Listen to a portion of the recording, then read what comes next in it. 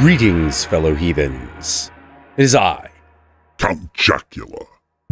As many of you know, in the previous video, Am I Really a Satanist? Which you should all go back and watch, by the way. I let you all know that I am A fucking Satanist. So let's get into what being a Satanist really means. For most, myself included, the imagery of devil worship is an alluring diversion because it brings with it the thrill of the forbidden and the promise of the taboo. But for others, also like myself, there's a bit more to it than just that. As I mentioned in a previous video, there are two major branches of American Satanism: the Church of Satan and the Satanic Temple.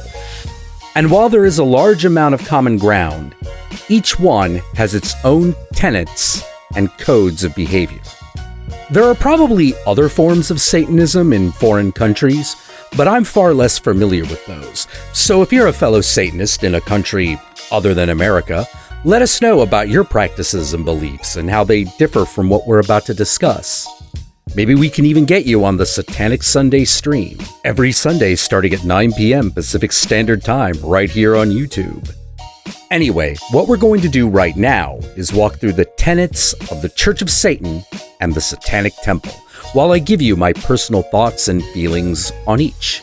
We'll start with the Church of Satan, since it's a nice, uncontroversial starting point. The Church of Satan has 9 satanic statements, 11 earthly rules, and 9 satanic sins. Oh, Mary butt fucking mother of God! That's a lot. God damn it, Anton. Okay, we're obviously going to have to split this into more than one video. So for now, we'll just cover the 9 satanic statements of the Church of Satan, and the rest we'll leave for subsequent videos. Hold on to your butts, fellow heathens. We'll get through this. By the way, just to reiterate, I'm going to give you my personal interpretations and understandings of these satanic statements, but I highly recommend that you read the Satanic Bible by Anton LaVey for yourself, so you can come to your own understanding of them. Because as we're about to find out, undefiled wisdom is better than hypocritical self-deceit. But I'm getting ahead of myself. The Church of Satan's 9 satanic statements are... Number 1. Satan represents indulgence instead of abstinence. Yeah, to hell with all that not sex, drugs, and rock and roll. It's party time. Who was that man? That's Lucian, old Satan himself. I knew it. It should be pretty self-evident that Satanists don't really believe in abstinence. To us, abstinence is not a moral virtue. It's a practice, and not one that we do. I once heard a guy say that abstinence was important because sex was sacred. To which I say, yeah, so is going to church, and you're supposed to do that at least once a week. Now, obviously, you're not expected to indulge in every sin, but there's no reason being sexually active or even a drug user makes you a less moral person. Tell me, how are the bitter racist Christian women that lurk in every suburban neighborhood better than porn stars? How is a white supremacist who doesn't do drugs morally superior to Jerry Garcia? What do the sex and drugs have to do with morality at all? Think about it for a while. But I won't wait for an answer. Satanic statement number 2. Satan represents vital existence instead of spiritual pipe dreams. Why not try to live life to its fullest? If you say, because I prefer to live the simple life, well then rock on. Ave Satanas and whatever other god be with you. But if you do it because you think you're going to be rewarded in the afterlife, you probably need to rethink that fast. After all, every major religious book that purports an existence in the afterlife has a different set of rules that you have to follow. How do you know which set of rules is correct? For that matter, which God is going to judge you once you get up there?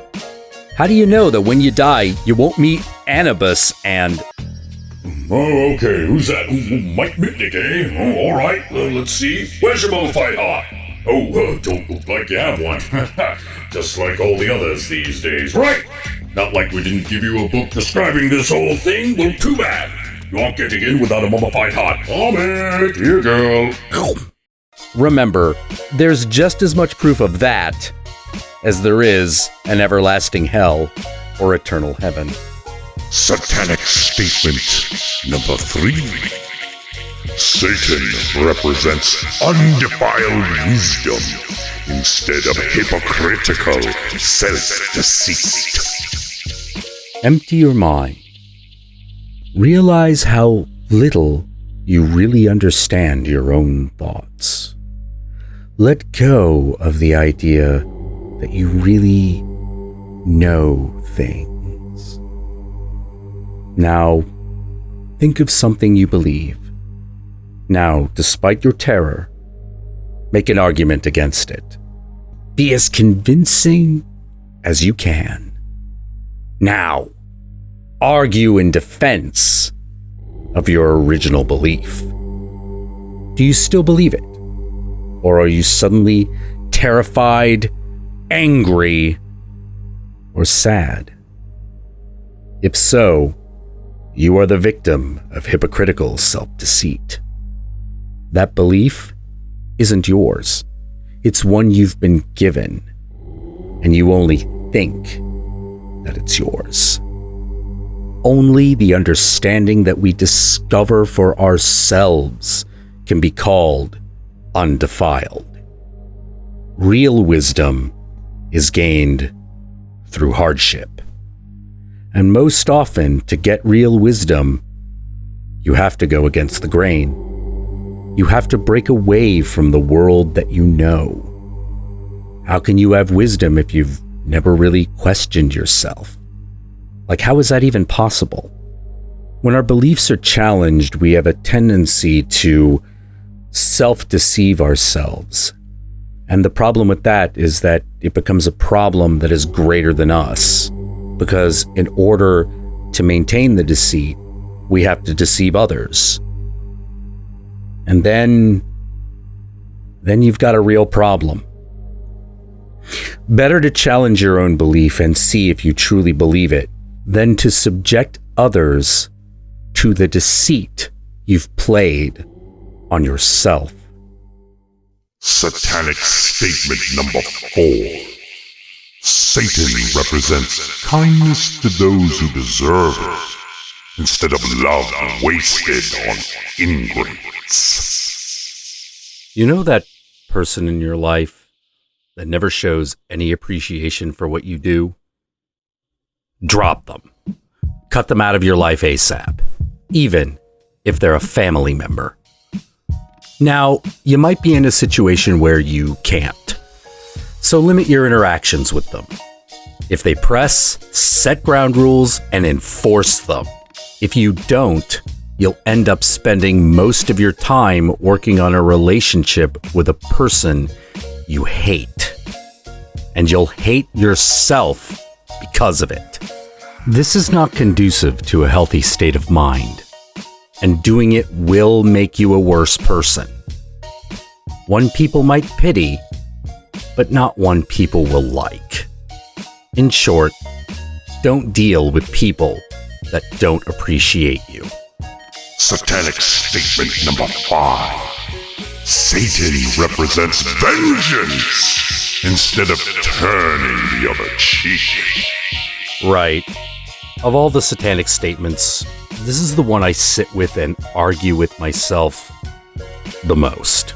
Because I don't have a really good answer. Because while I don't see vengeance as being any sort of ideal to be grasped for, I constantly look for ways to demolish people. Specifically people that go out of their way to make other people's day suck. People like this kid I've been in a few Overwatch games with. I get it, kid. You got on our team with your buddy just to say nigger and fag completely unprovoked. You picked on one team member for being a lesbian because you wanted to feel like a big boy, even though until then, no one had had a problem with you. And you kept doing it, no matter how many chances we gave you. Now, I don't think you're actually racist or homophobic. And the thing is, I think boys will be boys, but they'll never be men. Now, I'm sure you're going to do well in that computer science degree at Caltech that you told us about, which I'm sure will do you very well in your financial future, despite all the social insecurities and girl troubles that will come with it. And I'm not going to call you a cuck or a fuckboy, because the truth is, you need to get laid before you're one of those. And I doubt that's going to be an issue with you, wild turtle. Stuff like that. I'm always thinking of stuff like that. And occasionally, like a proper Satanist, I indulge. But I try not to let it be a compulsion. I set my boundaries. I turn the other cheek once. And after that, all bets are off. Satanic Statement number 6. Satan represents responsibility to the responsible instead of concern for psychic vampires. You know those people that, for some reason, you're always given the benefit of the doubt to, even though all they do is tear you down at every opportunity? The friend that hangs around you, and no matter what shitty things they do, you always say, well, it's because they have Asperger's, or because they've had a rough life. Stop it. There are plenty of people who have Asperger's or who've had really rough lives who are decent people. Find any terrible condition and you'll find plenty of people with it that still take time to care about others. But some people use their infirmity or the self-diagnosis of an infirmity as an excuse to just be shitty to people. Because that's what they're really all about. And the infirmity is just a convenient excuse and cover. If you know one of these people, drop them. And if you can't drop them quietly, have the confrontation and formally end the friendship. It's not worth keeping anyway. And don't worry about all the little pointless, meaningless gifts they've given you over the years. They know, as well as you, that they just did it so they could lord it over you at this exact moment. But this begs the question, how do you know the difference between someone you're just pissed at and one of these fuckers? Well, it's surprisingly simple. Think of what's consistently happened during your friendship. If everything they've done for you is finite, such as material gifts or that one time they helped you out, but everything they expect from you is never ending, then you're dealing with a toxic asshole and you need to cut them loose. And you don't owe them an explanation because you're not responsible for them. Trust me, they won't even really mourn the friendship, though they might pretend to. They'll just find someone else to do it to as fast as possible. But I gotta admit, the term psychic vampire sounds really stupid and new agey. I mean, that's some fucking Tumblr talk right there. My boyfriend is a psychic vampire. You could just call him a cunt. Just saying. Satanic Statement number 7. Satan represents man as just another animal, who because of his divine, spiritual, and intellectual development has become the most vicious animal of all. I take exception to LaVey's use of the word just here. Mankind isn't just another animal. mankind is a pretty exceptional animal. I mean, just look at all the things we've done. The creation of civilization, complex moral systems, legal codes, writing, technology. The list goes on. Human beings are actually pretty important, and I think we need to acknowledge this. As for the rest of the statement, I agree. This exceptional capacity we have goes both ways. We can both elevate ourselves to heights unimagined and sink into hells no other animal can reach. And it's all because of our intellect and moral systems.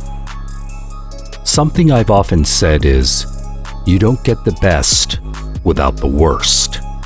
And it's especially important for those that believe that they are moral to understand this, since they are the ones that can lead people into fresh hells that not even the devil could have dreamed up. But you can't just put down moral and intellectual responsibility. So get intimate with the true dark side of your nature and realize the more moral you think you are, the greater your capacity is for increasing the suffering of yourself and everyone around you. Then take steps not to give in. Satanic Statement number 8. Satan represents all of the so-called sins, as they all lead to physical, mental, or emotional gratification. Yep. And finally, the 9th Satanic Statement is: Satan has been the best friend the church has ever had, as he has kept it in business all these years. Well, I would take that as an axiom. Think of how many times a preacher or imam has used the punishment of hell as a way to get you to conform, to deny your inner nature and prevent you from discovering yourself. Just so they can steal all that potential and turn it to their own ideological ends. Fuck, man. What else needs to be said about that? Except maybe don't just think about churches when contemplating this satanic statement.